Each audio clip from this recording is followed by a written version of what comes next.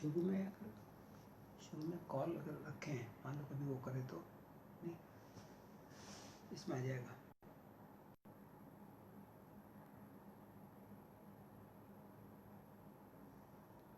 मुल्ला आदम अली, नमस्कार सर। नमस्कार। एक बार आवाज के लिए पूछ लो, बराबर आवाज आ रही है?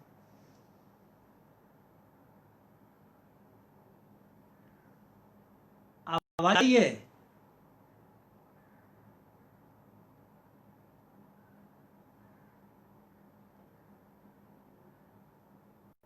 आवाज आ रही है?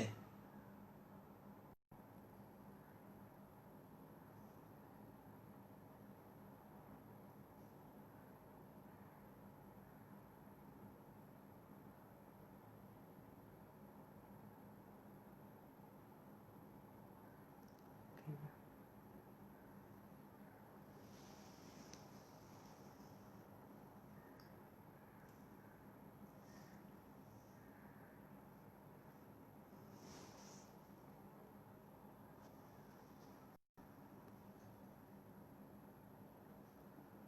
आवाज आ रही है?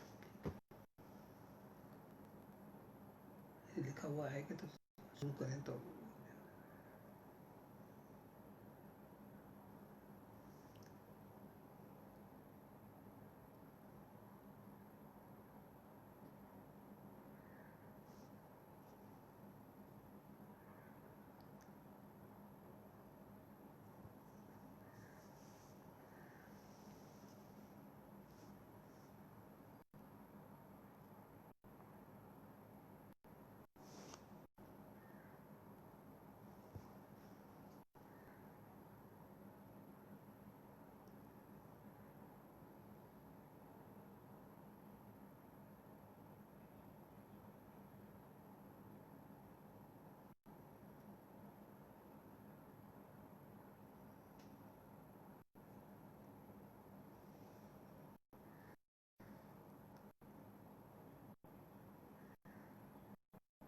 अभी एक बज रही है। 5 कितने? 5। नमस्कार जी। अशोक श्रीवास्तव जी। अशोक जी नमस्कार।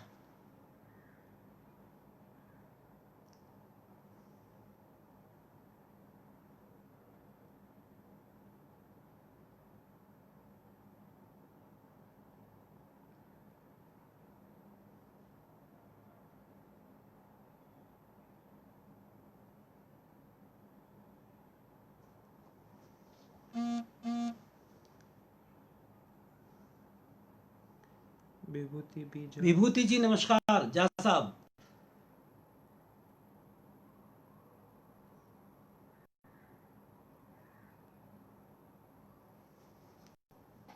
जिनका आपको कॉल आया था ना, उनको बोल दो कि आपको जब चालू करना है तब बोल देना, तो मैं ऐसे चालू कर दूँ। आप लोग बता दीजिए, मैं शुरू कर दूंगा। कनक के। नमस्ते कनक जी।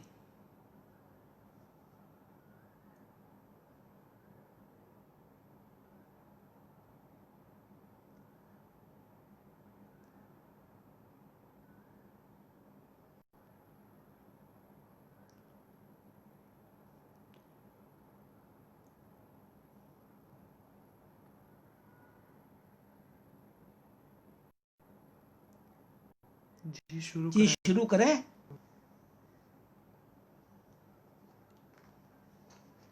आप सबका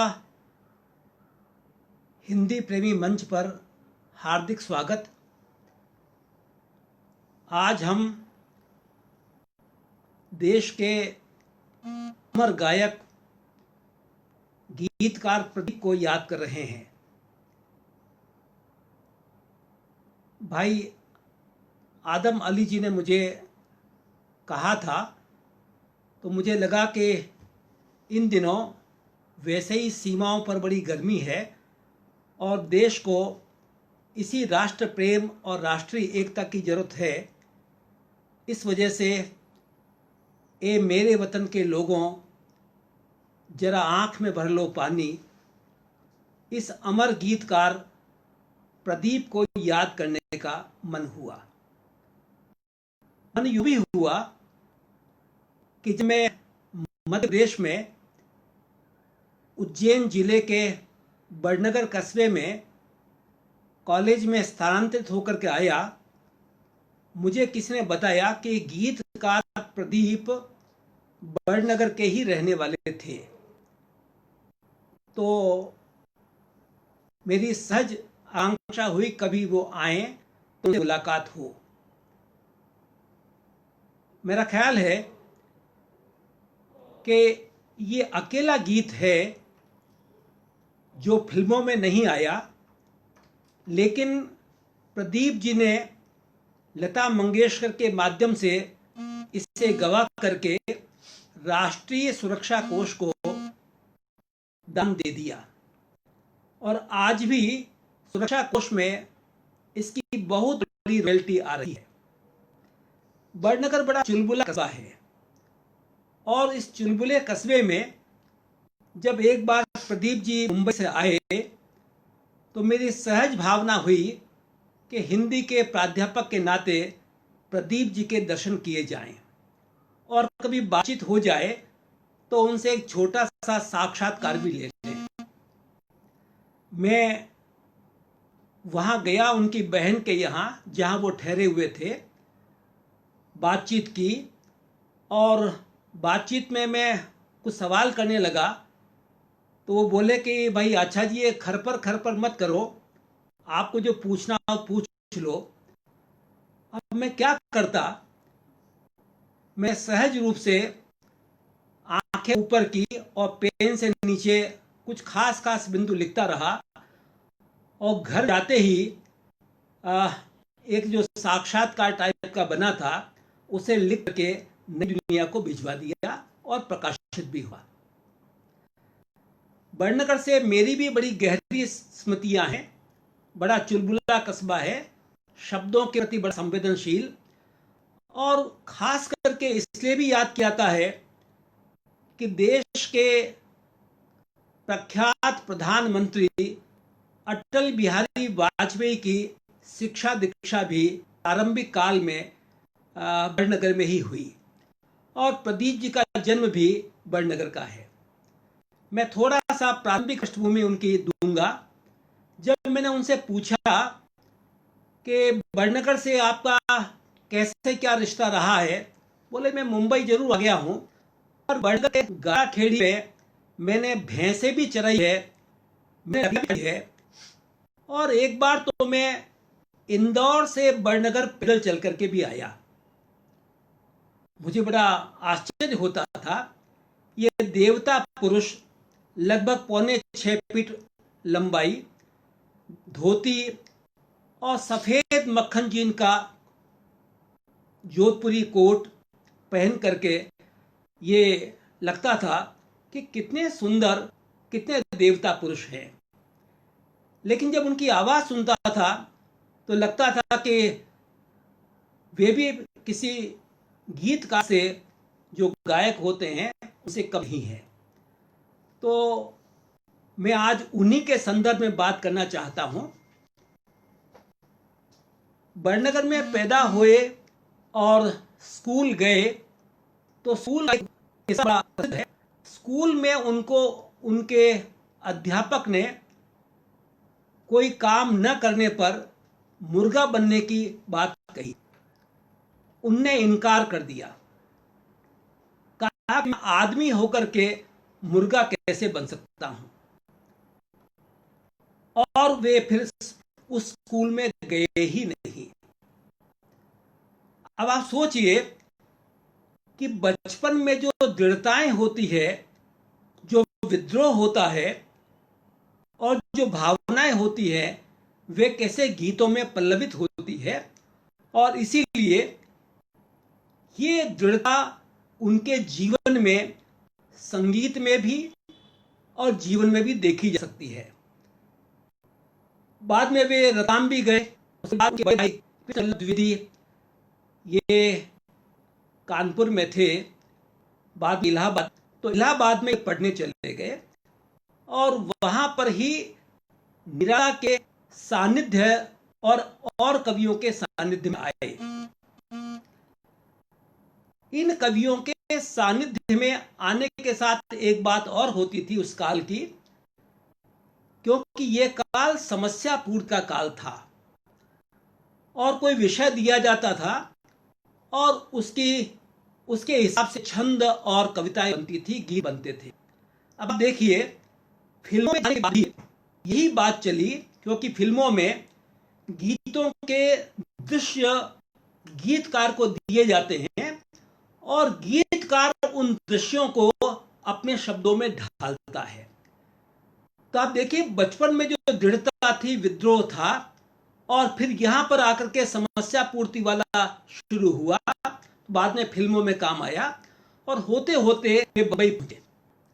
बॉम्बे में उनकी जो मुलाकातें हुई तो ये कहते हैं, उन्होंने एक दो बार इंटरव्यू में मुझे कहा कि बॉम्बे टाकीज के प्रोडक्शन मैनेजर थे NR आचार्य। उन्होंने प्रदीप जी को कहीं सुना, उन्होंने बॉम्बे टॉकीज के डायरेक्टर हिमांशु राय से बात की और उन तक ले गए। गला देखा, कंठ बड़ा मधुर था और छंद बड़े प्यारे थे, तो उन्होंने कहा कि आप हमारे यहां काम कर लीजिए, हम आपको 200 रुपए देंगे।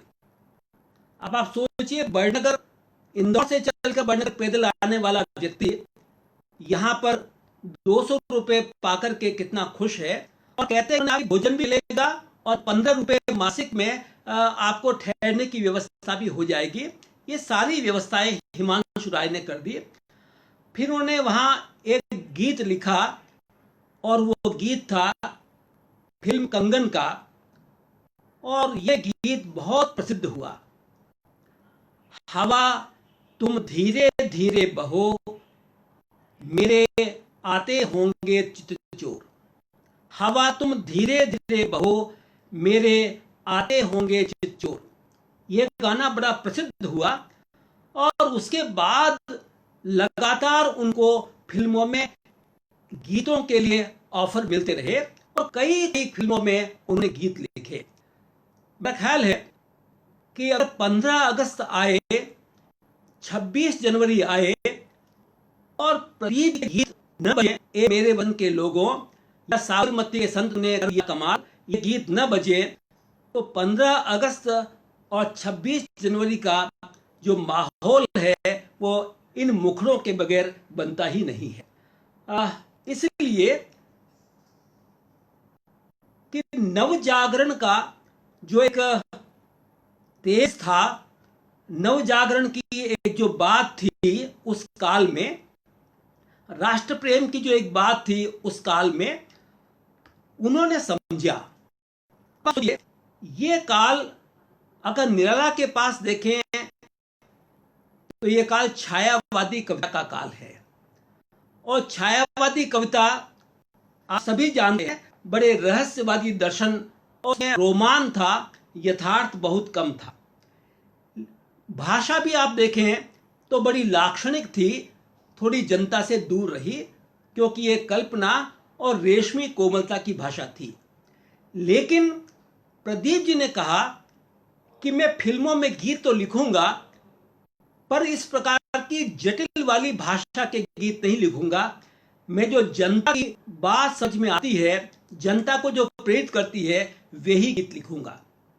इसीलिए उनके सारे फिल्मी गीतों में बहुत सरलता है, बड़ी रवानगी है और एक साधारण नौजवान का हौसला है।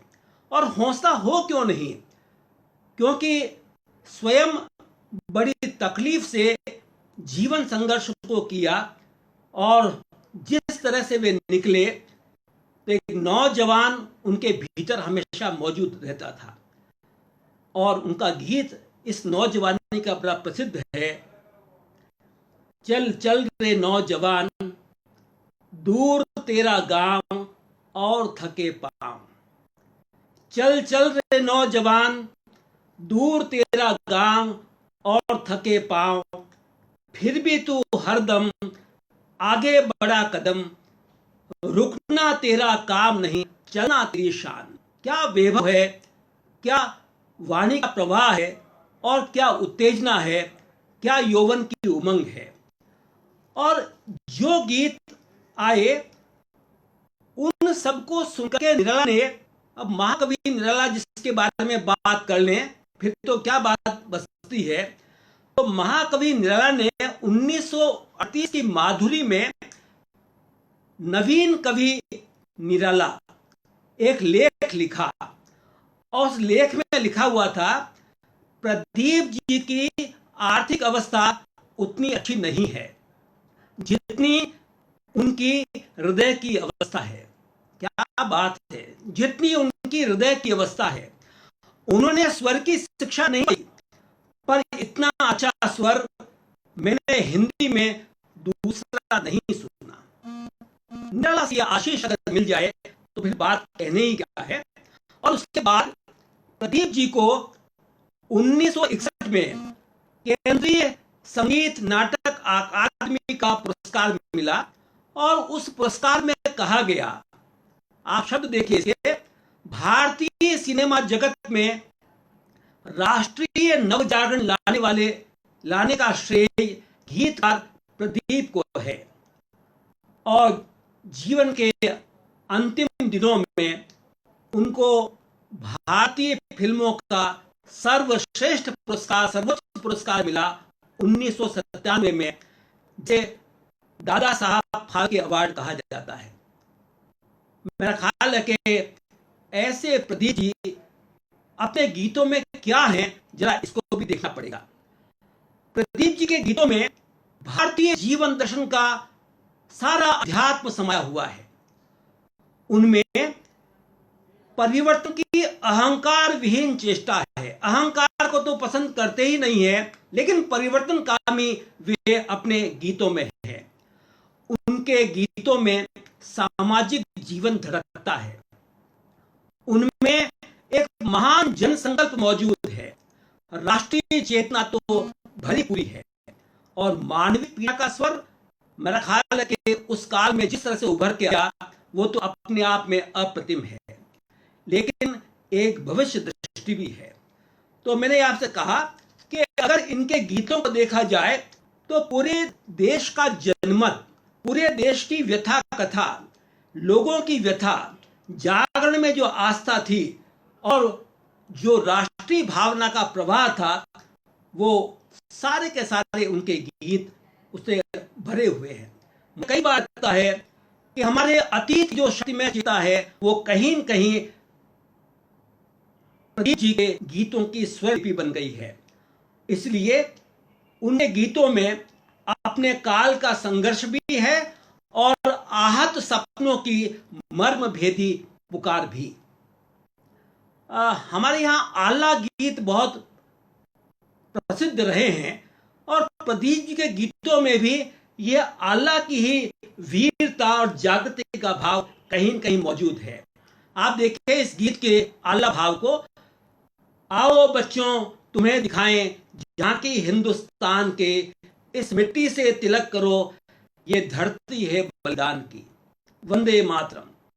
और आज हम फिर से वंदे मातरम को मां तुझे सलाम कहें या वंदे मातरम कहें, ये कहीं कहीं बात दिखाई पड़ती। स्वतंत्रता के पहले भी उन्होंने गीत लिखा, और ये गीत अपना पैर आज के लिए भी बड़ा मौजू है, और वो है दूर हटो ए दुनिया वालों हिंदुस्तान हमारा है। दूर हटो ए दुनिया वालों हिंदुस्तान हमारा है। और उस समय भी गद्दारों के लिए उन्होंने चौकस किया था, और आज भी चेतावनी इन गीतों से मिलती है, संभल के रहना अपने घर में छुपे हुए गद्दारों से। यही नहीं, देश की जितनी युवा शक्ति है और जितने देशवासी है, उनको रह रह करके ललकारा था। बड़ा प्रसिद्ध गीत एक टुकड़ा आपको सुना रहा हूं। जगह जगह तूफान बवंडर, जगह जगह तूफान बवंडर आंखें मत मीचो, जगह जगह तूफान बवंडर आंखें मत मीचो, जो भीख मांगने से दर दर आजादी मिलती हो घर पर, लानत है ऐसी आजादी पर, लानत है ऐसी आजादी पर। ओ वीरों की संतान, ओ वीरों की संतान, देश को तीरों से खींचो, ओ वीरों की संतान, देश को तीरों से खींचो, खींचो कमान खींचो। फिर उनका मन एक सैनिक की तरह गा रहा है और आज भी लद्दाख के मोर्चे पर यही संगीत मौजूद है। सुनिएगा। आज हिमालय की चोटी से, आज हिमालय की चोटी से फिर हमने ललकारा है, दूर हटो ये दुनिया वालों, हिंदुस्तान हमारा है। ये आजादी का सपना इस पीढ़ी का सपना था और अहिंसा से मिले, वीरता से मिले, त्याग से मिले, बलिदान से मिले, सत्याग्रह से मिले, चाहे गांधी का के बलिदान से मिले, पर कहीं न कहीं गांधी मौजूद है और क्रांतिकारी भी मौजूद हैं। बड़ा प्रसिद्ध गाना है उनका, गीत है, शतरंज बिछाकर यहां बैठा था जमाना, लगता था कि मुश्किल है फिरंगी को हटाना, टक्कर थी बड़े जोर की, दुश्मन भी था दाना, पर तू भी था बापू बड़ा उस्ताद पुराना, पर तू भी था बापू बड़ा उस्ताद पुराना, मारा वो कस के दांव की, उल्टी सभी की चाल, साबरमती के संत तूने कर दिया कमाल। लेकिन विभाजन की जो त्रासदी हुई और उसके बाद जो मारामारी हुई, उसका दर्द भी सांप्रदायिकता का, इंसानियत के उसूलों का, भाईचारे का, ये बड़ा गहरा था। और उन्होंने नास्तिक जो फिल्म बनी उसमें दोनों को आड़े हाथों लिया, राम के भक्तों को भी और रहीम के बंदों को भी। मेरा ख्याल है कहीं न कहीं कबीर यहां भी बोलता है, भारत के नौजवानों चलो एक राह पर, भारत के नौजवानों चलो एक राह पर, ये हिंदू मुसलमानों चलो एक राह पर। लेकिन ये भी सच्चाई के साथ लिखना पड़ा, देख तेरे संसार की हालत क्या हो गई भगवान, कितना बदल गया इंसान। मेरा ख्याल है ये विभाजन की त्रासदी के गीत भी बड़े जबरदस्त है और उनमें जो सांस्कृतिक और राष्ट्रीय मूल्य, मानवीय एकता के मूल्य भरे हुए हैं, ये प्रदीप जी को ही नहीं, इस राष्ट्र की वाणी बन जाते हैं। प्रदीप जी के अनेक गीत आए कंगन के बाद, बंधन, किस्मत, पुनर्मिलन, नया संसार, झूला, हलचल, झूला, चल चल रे नौजवान, मशाल, काफिला, अनजान, नास्तिक, तलाक, पैगाम, दो बहनें, स्कूल मास्टर, जागृति। जागृति तो बड़ा प्रसिद्ध फिल्म रही, अमर रहे प्यार, आंचल, जिंदगी और ख्वाब, अग्निरेखा, और इनके लिए लगातार गीत गाते रहे। लेकिन संतोषी माता फिल्म जब बनी तो वारे न्यारे हो गए। मुझे उन्होंने इंटरव्यू में कहा था कि संतोषी माता फ्लॉप होने जा रही थी, पर उनके जो डायरेक्टर थे और फाइनेंसर थे वो आए, प्रदीप जी आपके गीतों की वजह से ये फिल्म खूब हिट हुई है और भारतीय जो अध्यात्म है उसमें किस प्रकार से निखर के आया है। मैं आपके घर में सब करोड़ों में एसी लगाना चाहता हूं, आपको जो पारिश्रमिक दिया है उसके अतिरिक्त। मैं ख्याल है कि इस फिल्म को के बारे में वो कहते थे कि लोग जब देख जाते संतोष माता तो पर्दे पर रुपए ऐसे चढ़ाते थे जैसे मंदिरों धनराशि या अपनी चढ़ाई चढ़ाते हैं। फिर देखिए, जब कभी हम अकेले पड़ जाते हैं, निराश भी होते हैं, तो भारतीय अध्यात्म निराश नहीं होने देता। और इसी मैंने कहा प्रदीप गीतों में भारतीय आत्मा आविष्कार हुआ है, फिर से आविष्कृत हुई है। और फिल्म तो ये गीत तो जबरदस्त है उस काल के, जिस तरह लोकप्रिय है। और कई बार तो ऐसा था कि विदेश के, मॉरिशस के, ट्रिनिडाड के, डच गुयाना के लोग आते थे, हमारे लिए आरतियां लिख दीजिए, हम आपके लिए जो कहेंगे करने को तैयार है। मैंने इसीलिए कहा।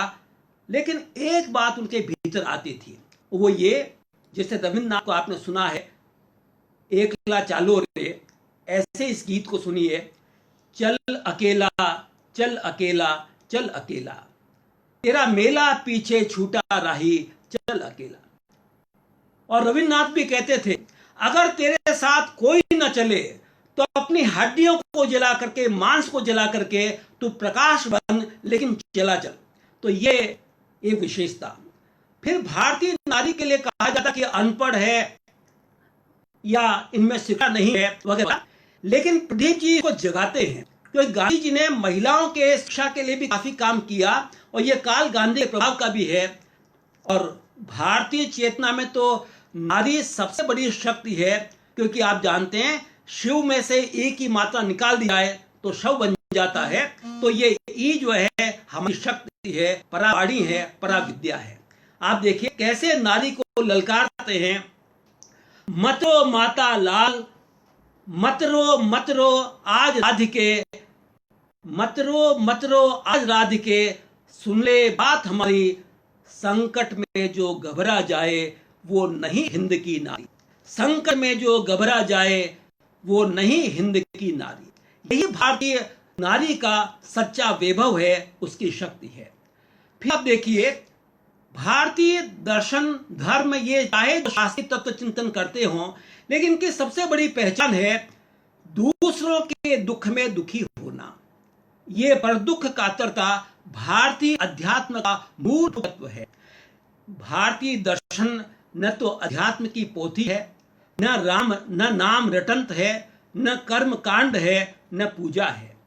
यह है कर्म चेतना, और हम अच्छे कर्मों की चेतना से अपने दूसरे लोगों के, दुखी लोगों के दुखड़े को कैसे हटाए, ये प्रेरणा कहीं न कहीं भारतीय अध्यात्म चेतना देती है। गीत सुनिए उनका, कैसे सरल सी लाइनों में भारतीय दर्शन को ले आते हैं। दूसरों का दुखड़ा दूर करने वाले तेरे दुख दूर करेंगे रे राम, दूसरों का दुखड़ा दूर करने वाले तेरे दुख दूर करेंगे रे राम, किए जा जग में भलाई के काम, तेरे दुख दूर करेंगे राम। मेरा ख्याल है इससे अच्छा कर्म सिद्धांत का दर्शन और उसकी अभिव्यक्ति हो नहीं सकती, और यही मनुष्य जीवन की सार्थकता है। मैंने पहले भी कहा था कि उनके गीतों में राष्ट्रीय सांस्कृतिक प्रभाव तो इतना गहरा है, और हिमालय तो ऐसा लगता है कि हमारे देश का एक राष्ट्र प्रहरी है। और गंगा तो गीतों में सुनी लीजिए, सच पूछो तो इस देश की पहचान है गंगा। कैसे हम प्रकृति को संजोते हैं, भारतीय भूगोल को प्रणाम करते हैं, मां को नमन करते हैं। फिर आप देखिए ये दर्शन भी इन गीतों की आत्मा कैसे बन जाता है, और कैसे ये दर्शन प्रदीप जी की आत्मा में किलकते हैं। आज लुटा दे रे सर्वस अपना, मान ले कहना मेरा, सब कुछ दे दे। आज लुटा दे रे सर्वस अपना, मान ले कहना मेरा, मिट जाएगा पल में तेरा, जन्म जन्म का फिरा रे। अगर मुक्ति है तो मुक्ति सर्वस्व दान में है, विसर्जन में है, इस देश की मिट्टी के लिए, इस देश के लोगों के लिए, इस देश की संस्कृति के लिए, इस देश की चेतना के लिए, इस राष्ट्र के तिरंगे झंडे के लिए। और इसीलिए इनके गीतों में वो प्रज्ञा समाई हुई है, दर्शन की अनुभूति ऐसी समाई हुई है। आज इस गीत को सुनिएगा, मुखड़ा देख ले पानी जरा दर्पण में, जरा अपने चेहरे को देख, अपने दर्पण में देख ले कितना पाप कितना पुण्य तेरे जीवन में। पाप और पुण्य उसके कोई दूसरा कसौटी नहीं है, खुद ही कसौटी है। अपने आत्मा के दर्पण में इस पाप और पुण्य को देखो, कितने लोगों के लिए तुम जिए और कितने अपने लिए जिए, जरा सा इसे देख लो। लेकिन स्वतंत्रता, मैंने आपसे पहले ही कहा था, स्वतंत्रता चरम मूल्य है, और इस देश को की आजादी को छीन नहीं सका। लेकिन वो कहना चाहते हैं कि ऐसी जो गुलामी है काम की नहीं है। आप इसको जरा, ये उनके गीत का सुन करके रोया रोया खड़ा हो जाता है। आपने वो गीत सुना है, पिंजरे के पंछी रे तेरा दर्द जाने कोई, और यही गुलामी है। इस गुलामी के लिए गांधी लड़े और क्रांतिकारी भी लड़े। प्रदीप जी सारे अहंकार से दूर है, एक अनासक्त पुरुष, करते रहो, राष्ट्र के लिए, जनजीवन के लिए, अपने भाइयों के लिए, मनुष्यता के लिए करते रहो, संस्कृति के लिए करते रहो, लेकिन वो सारी अपनी जो दौलत है, अपनी जागीर है, वो सौंप देते हैं प्रभु को। आप देखिए कितनी अहमन्यता को, कितने अहम को दूर करने वाले हैं, और इसी में वो अपने हृदय को पहचानते हैं। तो वो कहते हैं, मन के इस दर्पण में इस प्रभु की मूर्त जब वो देखते हैं और गाते हैं, हमने जग की अजब तस्वीर देखी, एक हंसता है 10 रोते हैं। रोना दुख है, भूख है, त्रासदी है, लेकिन जीवन जीने का संकल्प भी है, और इसीलिए हम इस यथार्थ को भी स्वीकार करते हैं, लेकिन इसे लड़ने की समर्थ हमारे पास है। मैंने आपसे पहले ही कहा, प्रदीप के गीतों में भारतीय दर्शन की गहरी ऊंचाइयां है, और जीवन को इसी रूप में वो समझते हैं, किसी सरलता से कह देते हैं, भाग्य को भी, पुरुषार्थ को भी किस सरलता से कह देते हैं। ये सुख दुख तो आंख मिचोली करते रहते हैं, चंद्रमा और सूरज की तरह, रात और दिन की तरह। गीत आपने सुना होगा, सुख दुख दोनों रहते जिसमें, जीवन है वो गांव। सुख दुख दोनों रहते जिसमें, जीवन है वो गांव। कभी धूप कभी छांव, कभी धूप कभी छांव। और इन सब के साथ पुरुषार्थ बड़ा है या भाग्य बड़ा है, इन दोनों की बात कहते हैं, लेकिन फिर भी मनुष्य को कहते हैं कि यथार्थ भी है, कल्पना भी है, संकल्प भी है, और दर्शन भी है। पर याद रखना, कोई लाख करे चतुराई रे, कर्म का लेख मिटे न रे भाई। ये भारतीय दर्शन में जो प्रारब्ध की बात कही जाती है, कर्म की आस्था की बात कही जाती है, चरे व्यक्ति चले हो चलते रहो सिद्धांत की बात कही जाती है, तो इस रूप में एक लंबे समय तक प्रदीप जी को याद किया जाएगा। मैंने कुछ गीतों के संदर्भ में बात की। प्रदीप जी से मेरे 2-3 इंटरव्यू हुए, साक्षात्कार हुए, और इन साक्षात्कारों को उन्होंने लेने नहीं देते थे।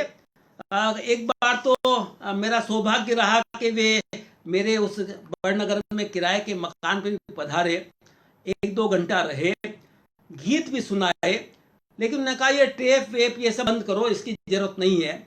मैंने छुपा दिया था एक टेप, और थोड़े प्रश्नपूर्ण आवाज उनकी अस्पष्ट रही, लेकिन कुछ उनसे सवाल किए थे, और सवाल बड़े मौजूद है। आप इन सवालों को देखें, मैं खाली उत्तर बता रहा हूं। मैंने उनसे पूछा था कि ये जो छोटा पर्दा आया है, उसकी वजह से बड़े पर्दे का भविष्य क्या रहेगा, सिनेमा के थिएटर का भविष्य क्या रहेगा। तो उनका कहना था कि दोनों की अपनी बड़ी विशेषता है, टीवी भी चलेगा और फिल्म भी चलेगी। और आप जानते हैं, सभी लोग बड़े बजट की फिल्म नहीं बना पाते, छोटे बजट की फिल्म होती है, तब भी वो काम करती है। हमारे यहाँ वो कहते हैं कि 3-3 हीरो हीरोइनों वाली फिल्में भी आई हैं, बड़े बजट की फिल्में आई हैं, लेकिन उन्होंने कहा प्रतिघात का अपना वजूद था, और प्रतिघात ने एक चुनौती दी, और इसीलिए एक छोटी फिल्म है, बड़ी सशक्त फिल्म है। वो कहते हैं कि इससे घबराहट नहीं होनी चाहिए, पुरानी चीजें स्थायी नहीं होती, कभी हमेशा नहीं टिकती, नवीनता हर जगह दस्तक दी है। आप देखिए, आज भी हम देख रहे हैं कि खेती में नवीनता आई, टेक्नोलॉजी आई, युद्ध के मैदान में टेक्नोलॉजी आई, आज हम बात कर रहे हैं नई टेक्नोलॉजी की बात कर रहे हैं, तो लगातार नवीनता आती है, और मनुष्य की यह विशेषता है कि उस टेक्नोलॉजी के आधार पर ढलने लगता है। मैंने उनसे पूछा था क्या कारण है, पुराने गीत को पैदा करते हैं और नए गीत एक खास शिखर तक बसते हुए बिल्कुल विडम्ब हो जाते हैं, अधिक बस नहीं पाते। तो उनका ये कहना कि आज की पीढ़ी को झटके वाले गाने बहुत पसंद है। देखिए क्या अवलोकन है, आज की पीढ़ी को जिसमें अंग संचालन बड़ा फास्ट हो। बंगाली फिल्में बड़ी भावुक हुआ करती थी, शरद की फिल्म में आप देख, वो कथा वाली फिल्म देखिए श्रीकांत वाली, बंगाली फिल्में भावुकता से भरी हुई होती हैं। और पहले की तो भारतीय जो फिल्में होती थी, आप देखिए, ये सोचा जाता था कि जितने आंसू टपकेंगे उतने ही फिल्म सफल होगी, लेकिन आज के बच्चे उसी फिल्म को देखते हैं जिसमें झटके होते हैं, जिसमें मुक्केबाजी होती है जो जरा फास्ट होती है। फिर मैंने उनसे पूछ लिया कि आपके काल में तो एक से एक अच्छे कवि रहे और उनमें छायावादी बोध था। बोले मैं छायावाद में मैं भी रहा, कुछ गीत लिखे, लेकिन मैं समझ गया कि छायावादी गीतों में और फिल्मी गीतों में अंतर है, तो मुझे उसमें उलझना नहीं चाहिए। जितनी सरलता से बात की जा सकती है कर लेनी चाहिए। तो इसीलिए उनके जो फिल्मी गीत है बड़ी सरल भाषा में बने हुए हैं। उनसे पूछ लिया था कि आपके गीत आपको कब संतुष्ट करते हैं, तो वो कहते हैं कि मैंने गीत लिखा था, मेरे छंदों के बंद बंध में तुम हो प्रिय तुम हो। आपने दिल्ली के किले में या और कहीं शीश महल हुआ करते हैं, शीश महल में चारों तरफ कांच होते हैं, एक मोमबत्ती रख दीजिए तो एक मोमबत्ती की 1000 मोमबत्तियां लगती है। आप इस गीत को अगर सुनेंगे तो आपको लगेगा कि ऐसी 1000 मोमबत्तियां इनमें उगाती है। ये इस गीत की विशेषता है। तो मुझे कहते हैं कि इस गीत को जब मैंने लिखा तो बड़ा लगा कि ये गीत वास्तव में मुझे बड़ा प्रिय है और संतुष्ट करता है। गीत के 4-5 पंक्तियां सुनिए। ये छायावादी किस्म का गीत है।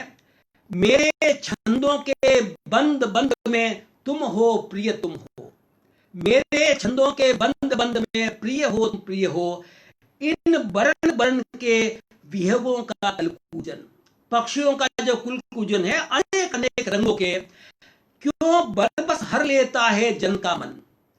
मैं सोच रहा था इस मिठास का कारण, हंस दिए तभी तुम हुआ रहस्योद्घाटन।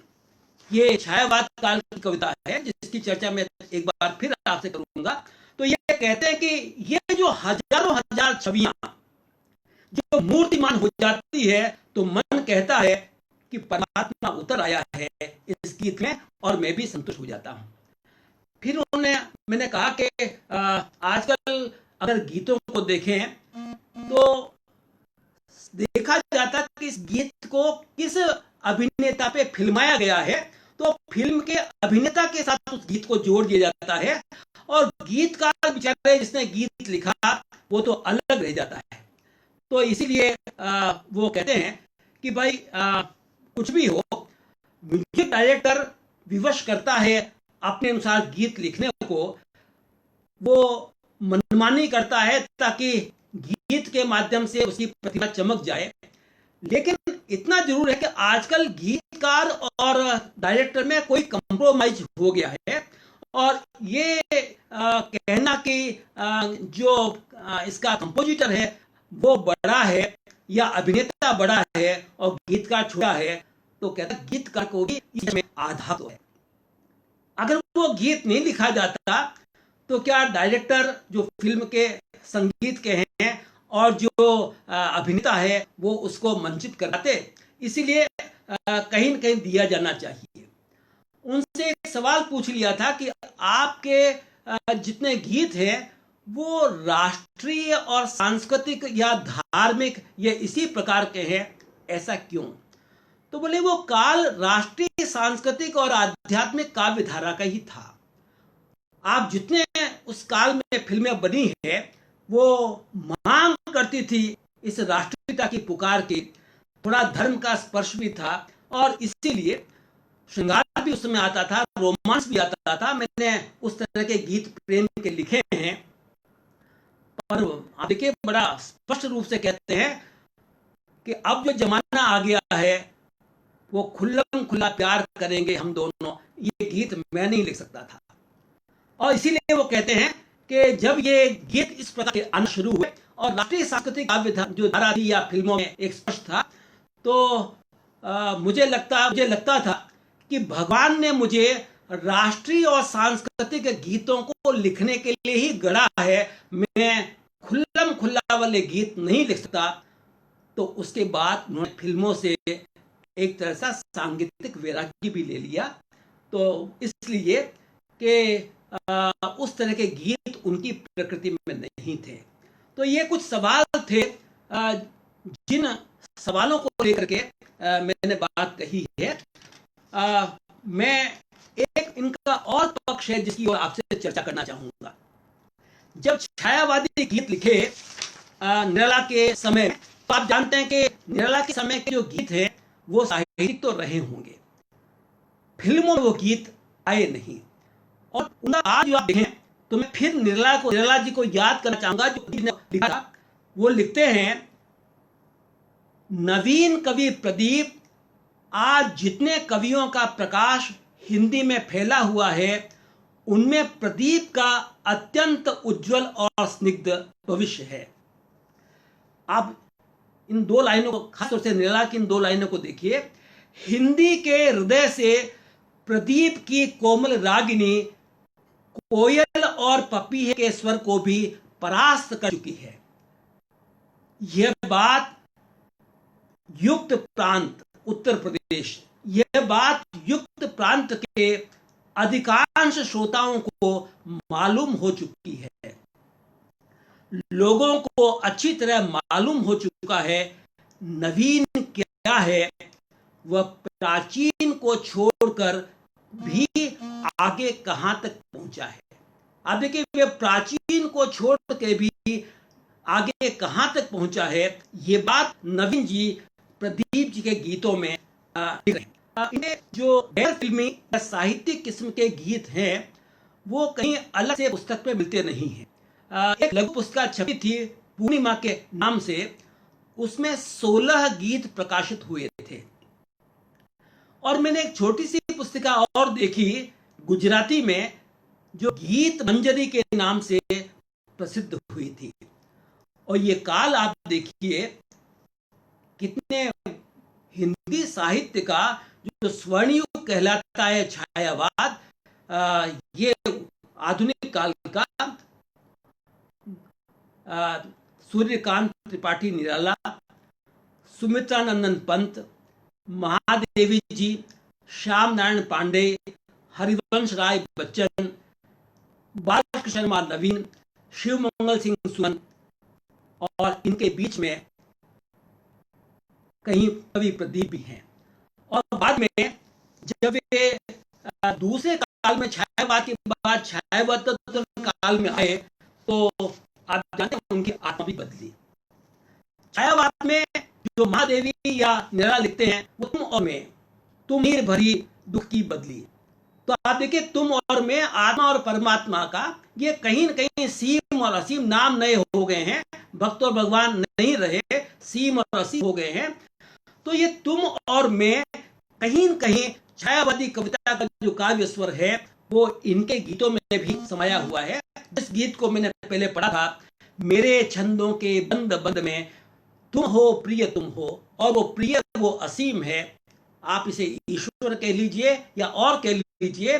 और छायावाद में तो ये सारा का सारा सृष्टि जो है वो उसी का प्रतिबिंब है। वो तुम है, ये मैं हूं। बस ये तुम और मैं की कविता पूरी छायावाद में आती है। और पूरा का पूरा मानवीकरण, नदियां हो, पहाड़ हो, झरने हो या और कोई, ये कहते हैं कि ये सारी की सारी चीजें थी। लिरिक तो था ही, संगीत का तत्व तो था ही, वेदना का तत्व भी गीतों में जो गैर फिल्मी है बड़ा मौजूद है। कहते हैं छायावादी प्रकृति में, और छायावादी प्रकृति का आप जानते हैं, प्रकृति का जागरण होता है। तो चाहे प्रसाद कहे चाहे और कहे, निराला ने तो संध्या सुंदरी परी सी धीरे धीरे उतर रही है वगैरह ये सब कहा था। प्रसाद ने भी उषा के जागरण का गीत गाया था। प्रसाद ने कावानी में कहा, व्यथा की नीली लहरों बीच, द्रुम द्रुम गूंज उठी शहनाई, द्रुम द्रुम गूंज उठी शहनाई, सरगम की निरुपम स्वर सुषमा निखिल प्रांत में छाई। पूरी प्रकृति में है, और यही प्रकृति में प्रकृति और पुरुष का मिलन है। आप देखिए, प्रात जगा सोया विभावरी, खग कुल ने छेड़ी असावरी। असावरी राग सुबह के पक्षी छेड़ देते हैं, वो भी मालकौंस में सुबह का असावरी होता है।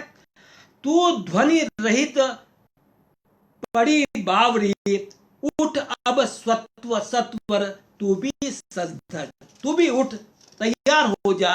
और प्रकृति सुबह सुबह कैसे फूलों से, किरणों से सब आती है। और पंत भी तब कहते हैं, प्रथम किरण का आना, रंगीनी तूने कैसे पहचाना।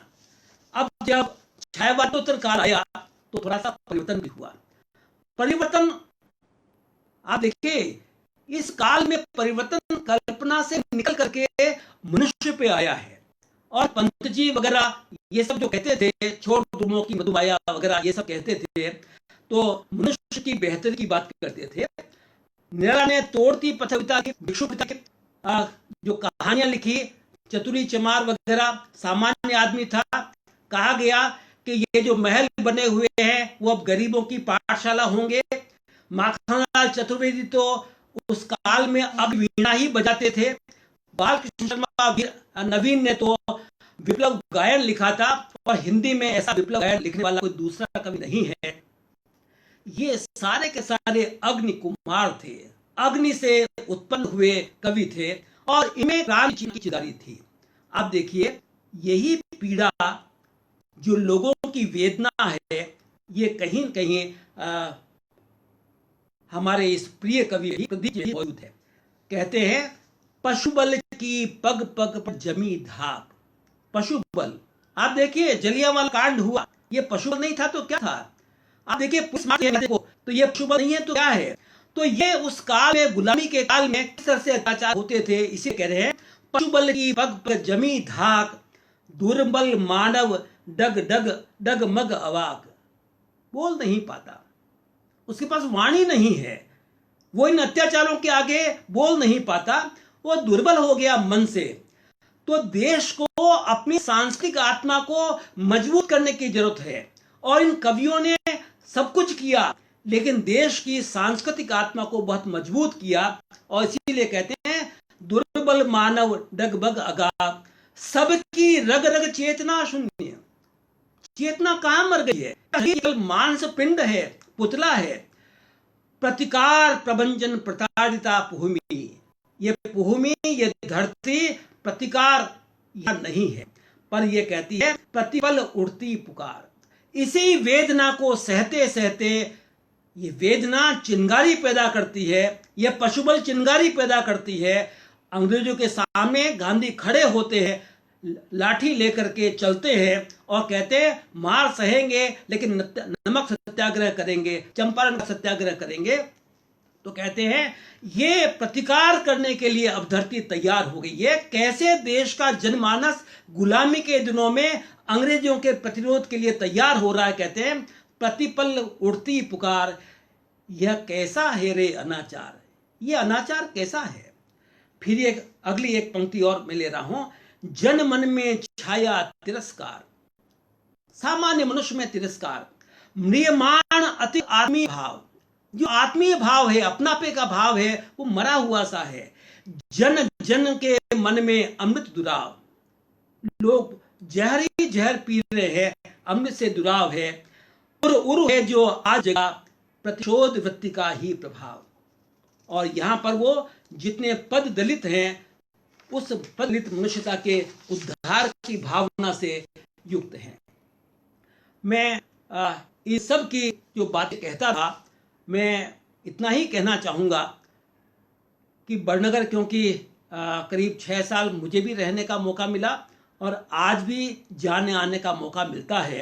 प्रदीप जी के प्रति बड़ा गहरा आदर तो है ही, बल्कि उत्सव भी होते हैं।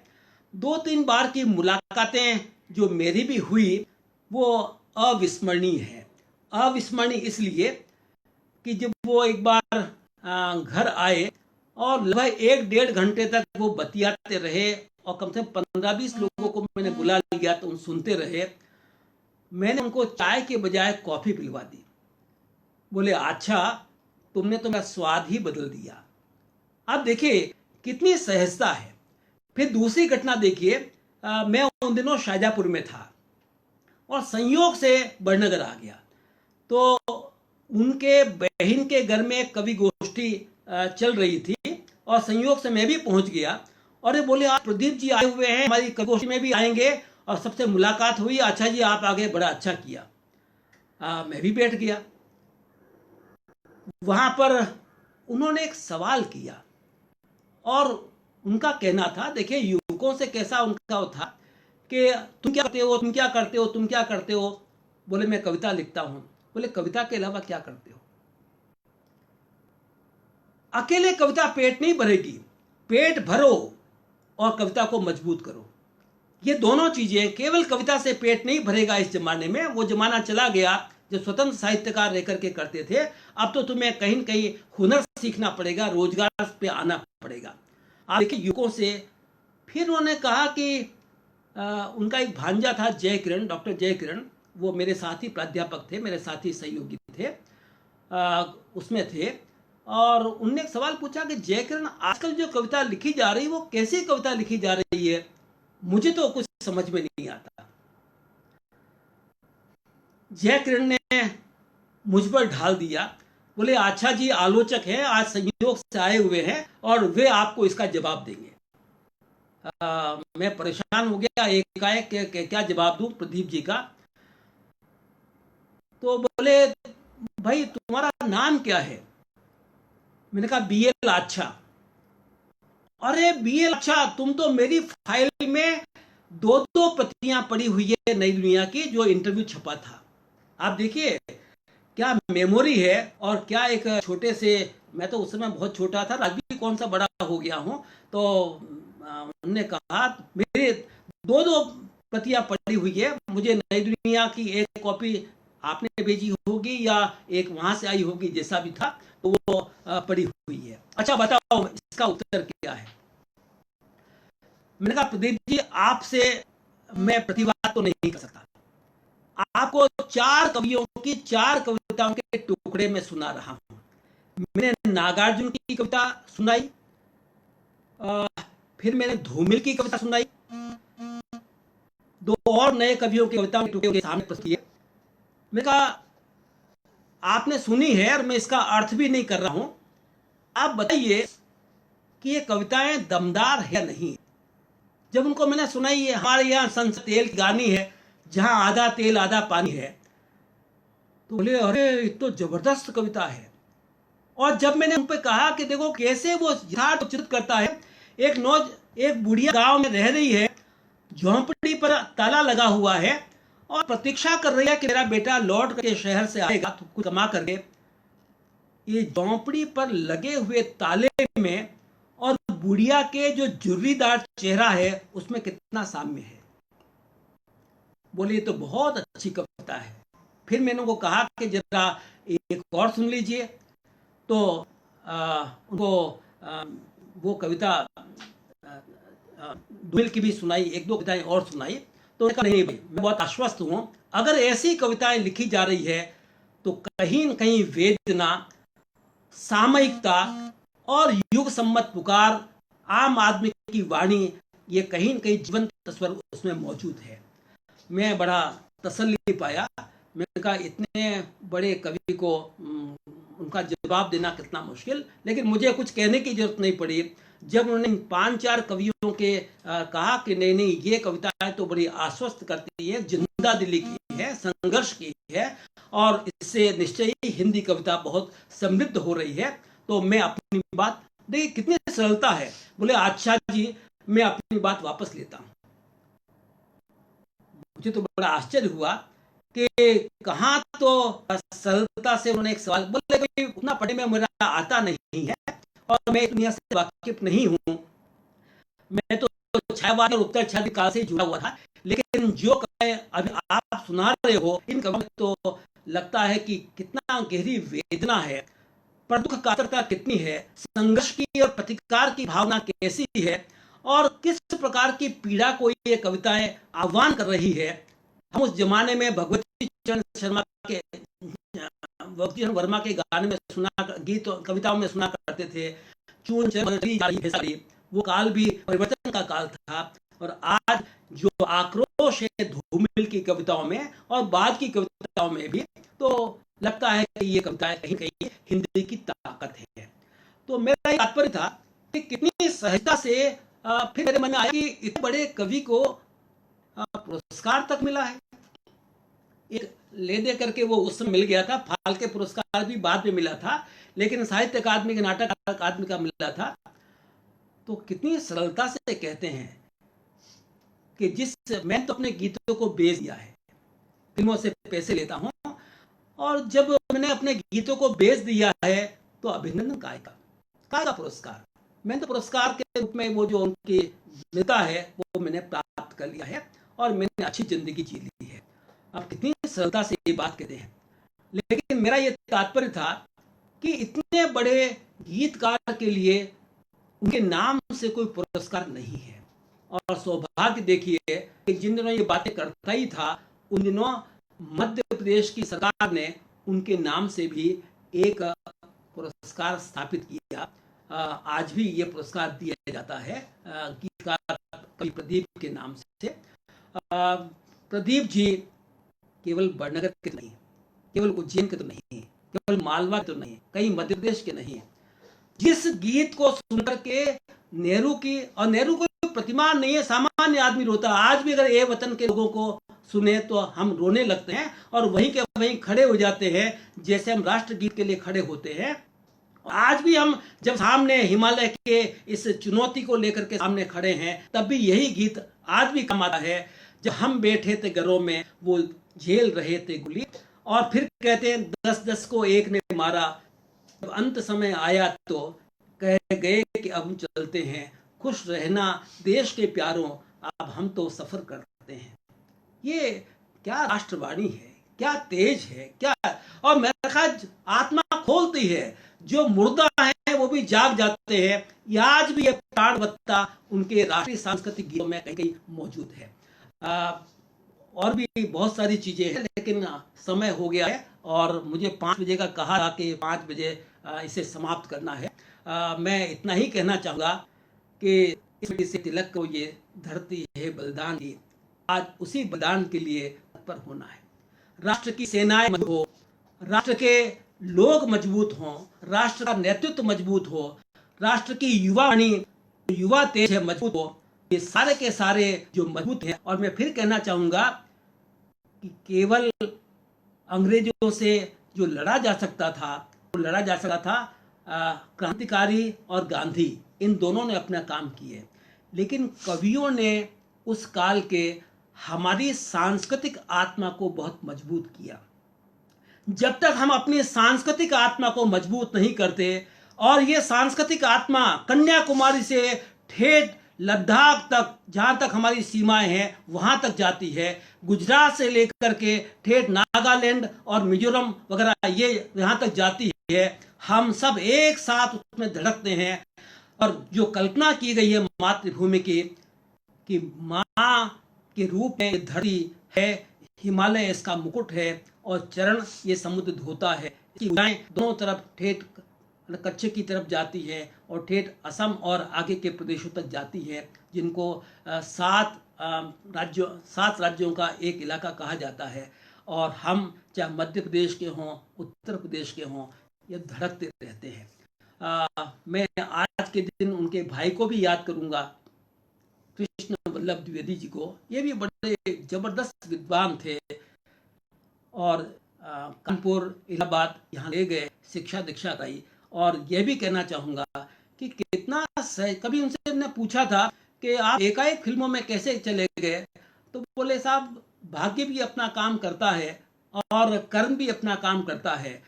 मैं भाग्य से बॉम्बे चला गया और सुना दिया गाने म्यूजिक, और वो गाना सुना चला गया।